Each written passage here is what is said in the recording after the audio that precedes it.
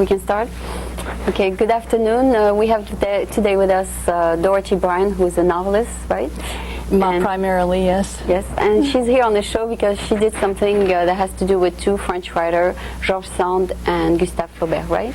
Yes. Okay, thank you for being here. Oh, and I'm very pleased to be here. I hope you didn't wait too long. I mean, I hope you didn't get too impatient waiting. A friend called me and told me about this play, and I thought it would be a very interesting subject since we rarely find plays, about French writers here in America. So this is basically the first time. We had French plays here at the Alliance, but never really something that somebody really got some interest in some French people and interested enough to really write about them. Yes. So what gets you interested to really write about these two writers? Well, of course, as a writer, I'm interested in other writers, and I've read all my life, and Flaubert has been an idol of mine, and Georges Sand was an idol of mine, partly for her life rather than for her writing, because it was very difficult to get hold of any of her books until recently. But about 20 years ago, I found a book of their correspondence. I didn't even know they knew each other, and they corresponded for 12 years. Now, she was older. She was 60 when they became acquainted. Okay. And he was 43, and she was the famous writer. She was the most famous writer in the world. Really? Really, she was. Even as a woman? She was, Dostoevsky considered her his great inspiration. Walt Whitman here in America was inspired by her. She was the best-selling novelist in the world at that time. As a living person? Yes, as a living person. So she didn't get known after her death? Oh, like no. A lot of writers. In fact, the opposite. She said at one point, 50 years from now, nobody will bother to read any of my books, and unfortunately, she was right. Oh, really? She's not in the textbook well, now that she's much. beginning. I understand that in France, one of her books, The Haunted Pool, it's called in English, and I forget the title in French, is still used in French elementary schools. Yes, it is still read, and she was known as a great stylist. Did you say that a lot of what she wrote actually got lost? Well, it's hard to say why it got lost. You know, she wrote 50 novels, and some of them, styles, taste in reading changes, and some of them were extremely romantic as of the style of the period. And of course, it was that romantic style that Flaubert was fighting against. And so his Madame Bovary has come down to, is still read all over the world. But I don't think we can say that for Georges Sand's books. However, they were close friends. They represented two separate poles. They were very different kinds of people. They disagreed on everything, politics, love affair. He was a terrible misogynist. So they rarely actually met. They rarely met, but they loved each other dearly as friends, and they wrote to each other for 12 years, and my play is based on that correspondence. I'd like to show... So how can it be based on correspondence when people, do they actually show them writing and thinking aloud? Yes, they're actually writing. At the production that we have shows them, they're actually in the same room, but they're at opposite ends of the room, and they never cross an imaginary line in the middle of the room, and sometimes they look as though they're writing to each other. Doing the voiceover? But then there's no voiceover.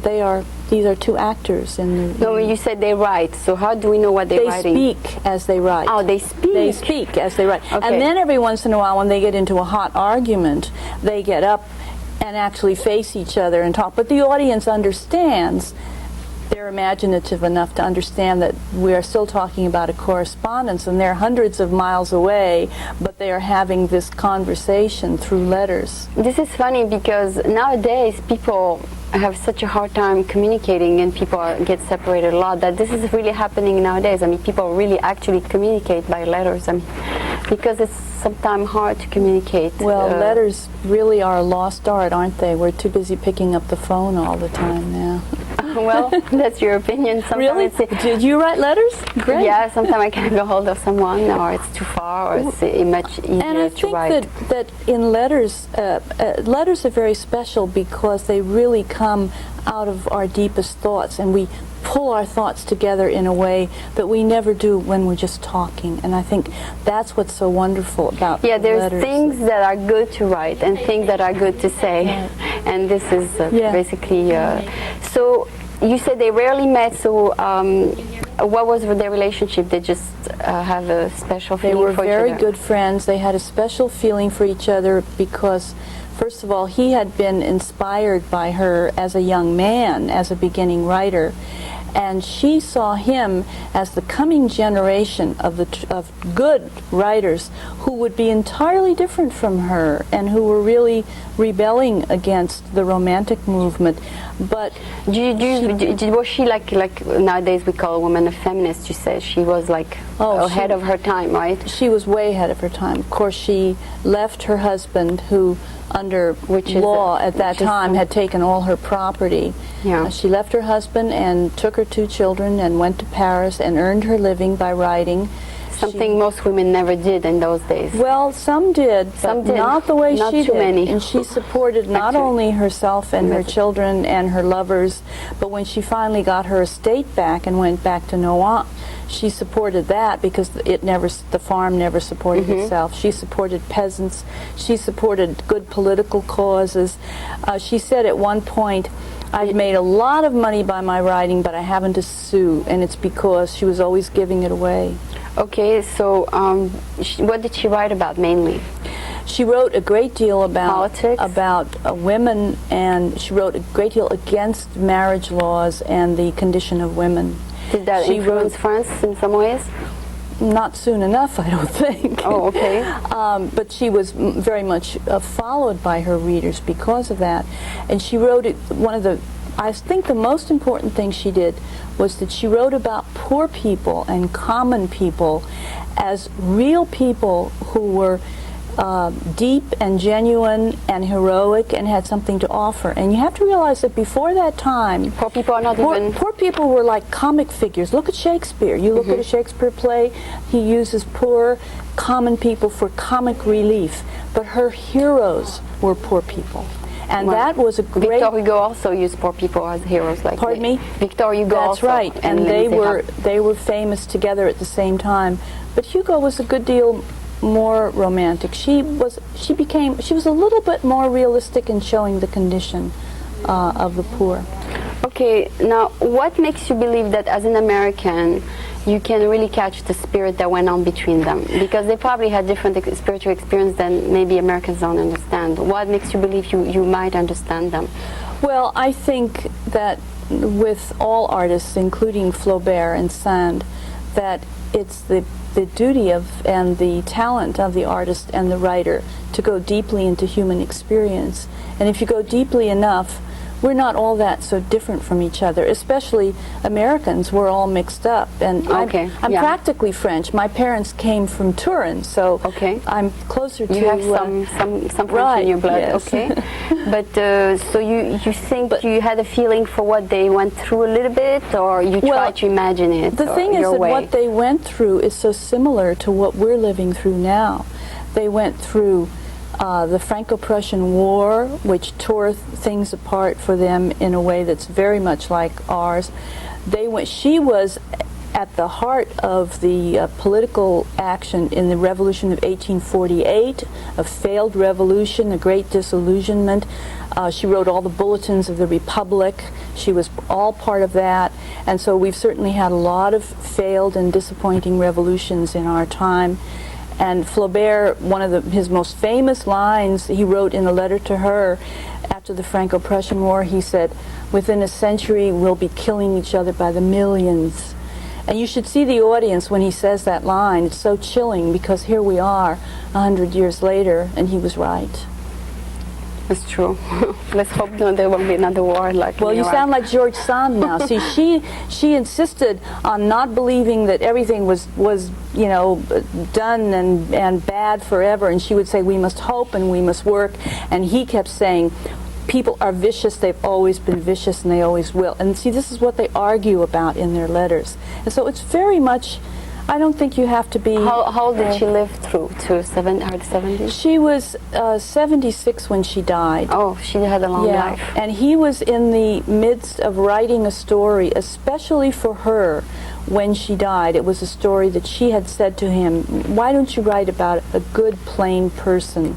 And he wrote this story, which is one of his most famous, called A Simple Heart.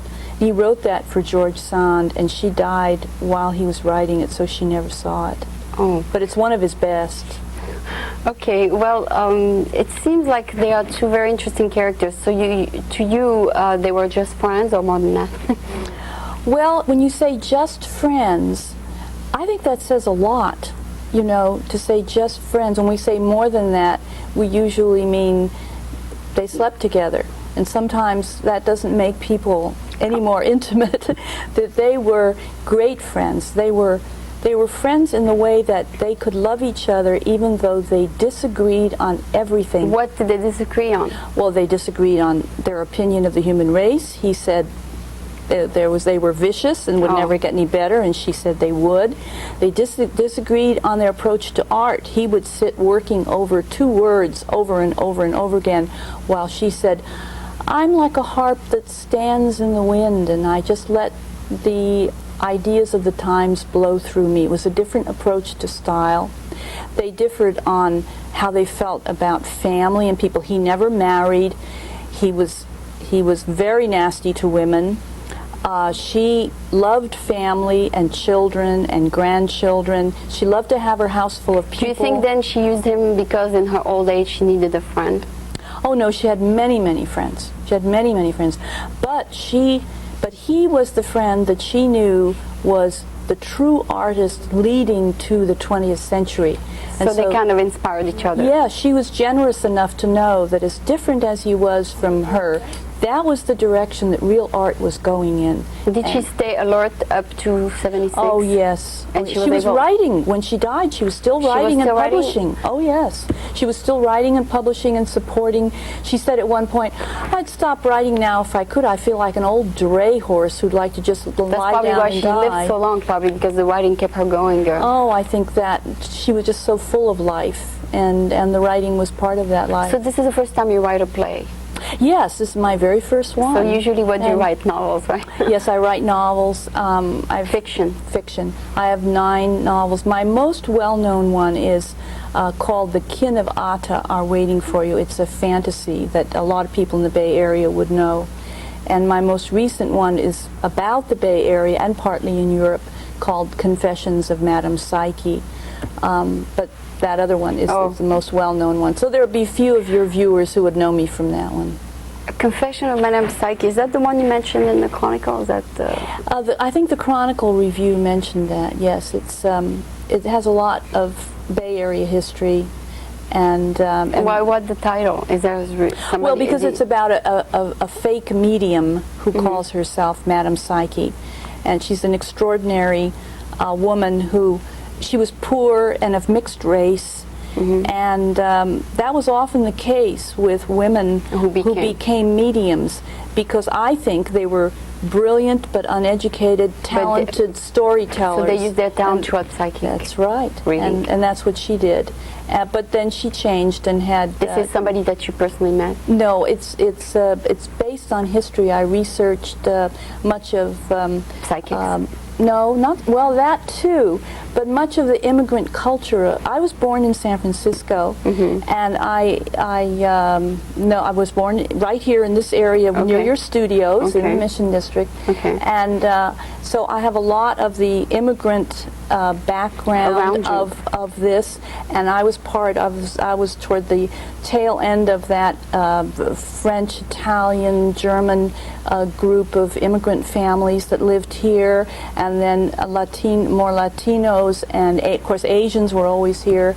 Did you write about George Sand because you felt you had something in common with her?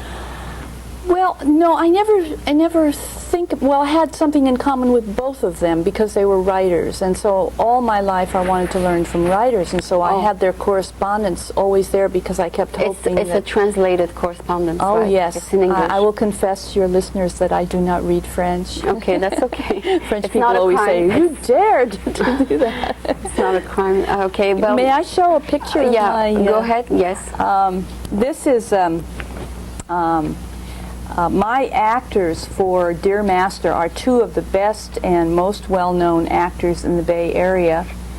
We're not... Keep it down, yeah. Keep it down, but I'm not quite on that camera yet. Anyway, they are Ken Grantham and Barbara Oliver. I don't see this on the monitor. There we are. Okay. Barbara Oliver and Ken Grantham, who've been with the Berkeley Repertory Theater and many other productions for a long time. Barbara Oliver plays George Sand, and Ken Grantham plays Gustave Flaubert, and that's one of our... And she's 60 and he's 40? She's 60 and he's 43, yeah. That's perfect. When the correspondence begins. So she plays... And so they, of course, that's a publicity still. They don't really face each other quite that closely in the play. In the actual play, which this is a picture of the production. They write at a desk. This is what we're doing, and this is one of the rooms in the Berkeley City Club, which is an old Julia Morgan designed building on Durant Street in Berkeley. And we did what is known as an environmental set. The audience, you can't see them here, but the audience is sitting in that room all around them.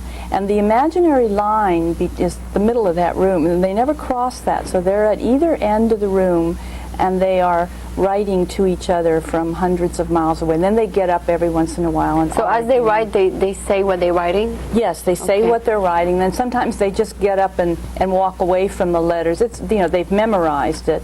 And you can barely see here Barbara Oliver as George Sand. You can barely see chairs behind her, empty chairs.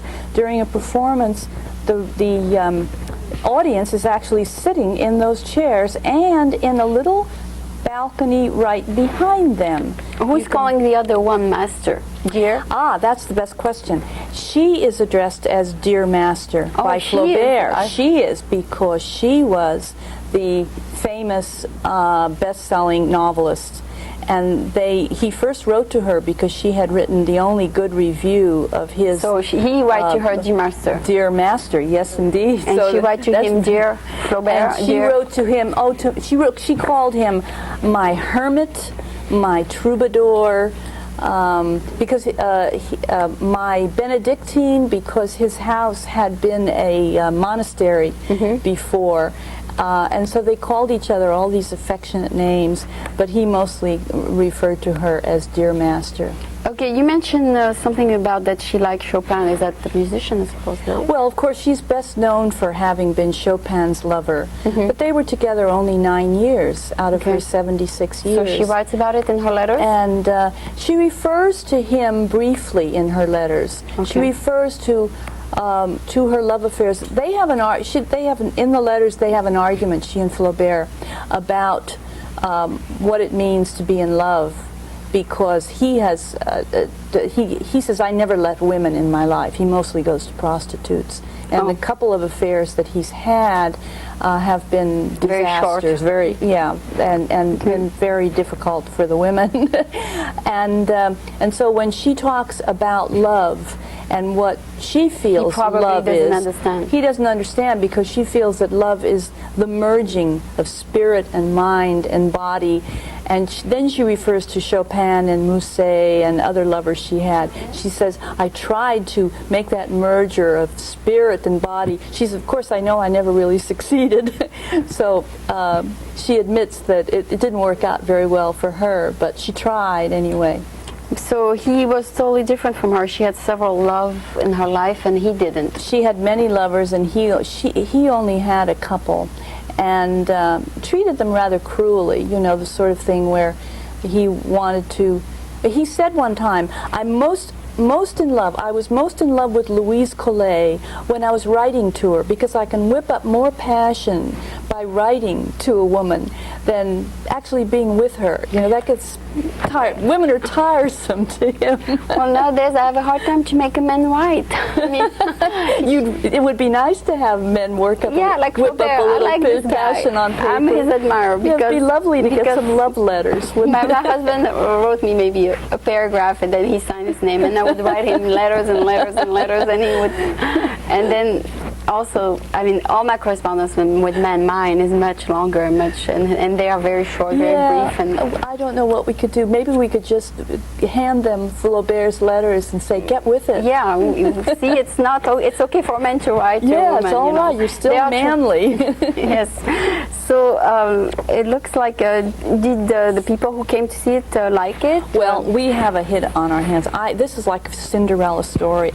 I'm not even telling your audience about this. Don't come to the play. Okay. We are sold out. Okay. We cannot fit in another person. The phone is ringing off the hook. We got wonderful reviews. I mean, the Chronicle, the Chronicle, Examiner, everywhere, and it's a triumph because the actors and the designer and technician, and the photographs I showed you were taken by my husband, who also built the sets. All the people who got together to do this. You got a lot of support then. Well, we got no support from outside. No, I mean somebody close to you is helping you. It's all people close to us. It's a lot of volunteer labor, and it's like one of those Cinderella stories. Suddenly, we have a hit, and we have wonderful reviews, and people are fighting to get in, and we can't even extend the run because the two actors, well, the actors have other commitments. They have other plays coming up, but we're hoping to start it up again sometime, or with maybe another actor or actress. No, I don't think I would take it away from them because they're very good. They love it so, and they are so good in it because we did readings of this in public for 3 years before we finally decided. Is that the way George Sand used to dress? That's the way she used to dress. Yes, she dressed in dresses mostly. Now she is known for dressing in men's clothes, but as she says in one of her speeches in the play, and I'd like to read a tiny bit of it. Okay. She said that when she was first in Paris and she didn't have any money, and she said, with long skirts dragging in the mud and ruined and shoes torn apart. Then I remembered something my mother had told me. When she and my father were young and living in Paris and short of money, she used to dress in men's clothes. They went everywhere together like two brothers and cut their bills in half. And then she describes how she ordered trousers and everything, and then she ends with, "People think I dressed as a man in order to create an effect, to defy convention. Quite the opposite. It was to save money and to create no effect, to be invisible, free to walk down any street, unmolested, unnoticed." Dressed as a man. That's right, because a woman could, she even, free to sit in a sidewalk cafe, because in those days, a respectable woman alone could not sit even in a sidewalk cafe. Well, I dress with pants when I leave here. Sometimes I edit very late, so when sometimes I used to, but when I edit late, I take off my dress and I dress with pants because I know I won't get noticed walking at night. Yes, even today. So even today I do that. I dress like a man, so that men leave me alone. But I think But especially in that day when women were simply not supposed to be on the streets unescorted, and if they were, it was assumed they were prostitutes. Okay, I would like to finish by asking you the main important question is what's in the play, what they talk about mostly? Themselves or other people? I mean, what is mostly discussed in that play? Well, really everything. Life. They talk everything. Yeah. Yes, it's as I said, Didn't you choose the main letters or you... Well, there are nearly 400 pages of letters, and I maybe took excerpts from every subject? From every subject. And then I had to use a lot of things from other about books. An hour long, or? It's an hour and a half. It's 90 minutes without intermission. And you but for instance, what I just read to you didn't come out of her letters. It came out of her autobiography. I had to fill in with a lot of other things. So how many letters could you fit in 90 minutes? Oh, I can't count what it is, but it's a 90-minute script. It's not letters. It's actually an original play You rewrote what they wrote. Is that it? I took what they wrote and about 20 other books in research and wrote a play based on But that. it's not quote what they say exactly. No, sometimes it is. Sometimes you took exactly the words they exactly the words from that English translation, which I rewrote into better English. But many of the things they actually said, many of the things they did not. For example, she writes about her daughter's disastrous marriage, and he writes about his niece's disastrous marriage. They never wrote about that to each other because they were very protective of family. You made that up? No, I didn't make it up. It was true. It was written somewhere. It was written somewhere, and I put it in because it was just too good to leave out of to show their family relations and all. Okay, well, this is a beautiful relationship because it happens so rarely. Like I told you, sometimes one writes, the other one doesn't. This is beautiful because they both wrote. So anyway, I'm sure everybody enjoyed it, and because I hope to see their fantasy come true. But thank you for coming, and I'm sure it was a beautiful play. I wish I could see it. I enjoyed talking to you, and I hope that you will get to see it. I hope they'll probably start up another run someday, and I'll send you a couple tickets if they do. All right. So thank you for being here. So this was Dorothy Bryant, a novelist here in the Bay Area, who's producing this play, Dear Master, in Berkeley, right? Right. Okay. Yes. Thank you for being here.